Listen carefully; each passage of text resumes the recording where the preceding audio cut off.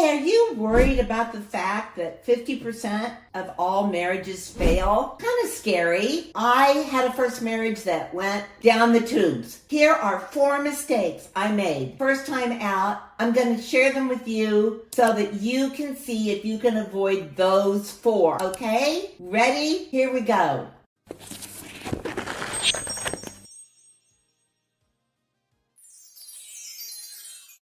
Mistake number 1. A player is a player is a player. Did I say a player is a player? Yeah, baby. I have to admit it. Part of what was attractive about him was that he was a player. He had that sort of BDE, am I allowed to say that on YouTube? He had the strut. I thought he was really hot. Unfortunately, so did everybody else. So when you go for a player, be honest with yourself. This is a player, not a stayer. Mistake number 2. If you're starting to get serious about somebody and somebody who loves you is pumping the brakes, you might want to listen. And here's why. Half of the time they're pumping the brakes for the wrong reason. Maybe you come from a different cultural background. Maybe they're doing something that your person who loves you doesn't think is a smart thing to do. Maybe they have too many degrees, not enough degrees, from the wrong side of the world. I don't know.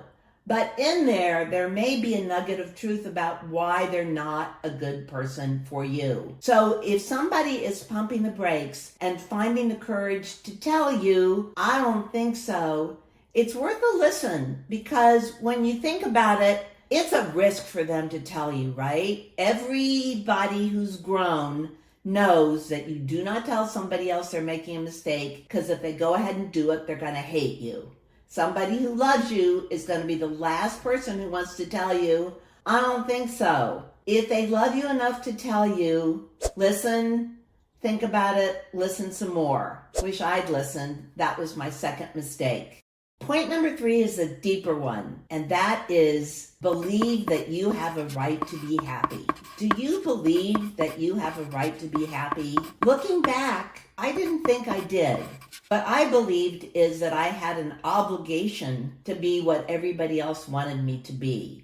I had an obligation to get married before I was a certain age.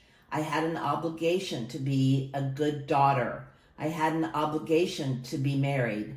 I had an obligation to do all kinds of things. It just didn't occur to me that I had a right to be happy. In the U.S. Constitution, it talks about pursuit of happiness. And I agree with the people who say, and I say, that happiness is a journey and not a destination. It never occurred to me that I had a right to be on that journey. Because I didn't believe I had a right to be happy, I wasn't looking for someone who could partner with me in my happiness. I didn't even know that that was possible. So as you're settling in and you're noticing that it's yummy to be on the couch and the cozy blankie and you like to watch movies together, and the air popcorn is good, especially if you cheat and melt butter and put it all over it. That's all good. When you're not with them, do you feel like you're pursuing happiness? Are you happy? In my case, I was feeling nothing. I was kind of numbed out. When you feel numbed out in a marriage or in any kind of long-standing relationship, and by that I'm including friendships, that's a mistake. That's a mistake. That was my 3rd big mistake, was that I settled for being numb. So let me take a moment and ask you, drop a comment here.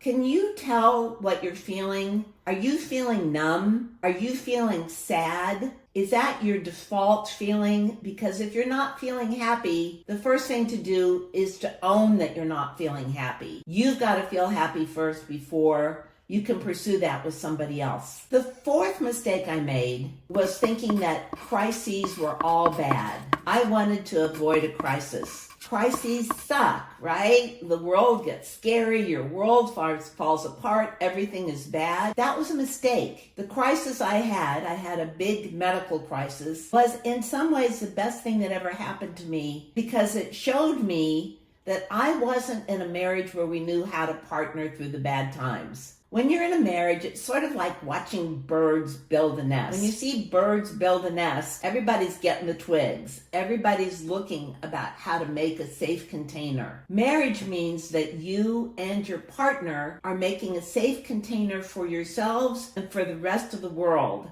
And you want a container that will either withstand the storms that are going to come, or so that you know that if the storms come and knock that container over, you can rebuild. In my case, storm came, knocked that container over, could not get up. And the beauty of it was that got me into therapy. Now that was a long time ago. Going into therapy was shameful. Nobody admitted it. You pretended if you had to leave work that you had to go get your braces adjusted, or you needed to take your granny to the hospital. You lied about going to therapy. Nobody said mental health in those days. It was bad and wrong. And yet it was what I needed. I needed to get some help. And so sometimes it takes a relationship failure for you to find what you need for yourself. It was a mistake that we didn't build a strong enough marriage, and it was beautiful that we didn't, because then I knew what I was looking for. I've given you 4 mistakes I made. There's more that I can talk about, lots more. But I want to give you something positive and powerful that I learned. Successful relationships, successful marriages, successful friendships, successful work relationships, any kind of successful relationship doesn't start with the other person. It doesn't start with them. It starts with me. It starts with you. You are the basis of a successful marriage, and it can be done. Yeah, I messed up on my first marriage. I own my half, maybe I own my 90%. I learned a lot of lessons. We're either 40 or 42 years in, depending on how you count. We're working on it every day, and Lord, it's worth it.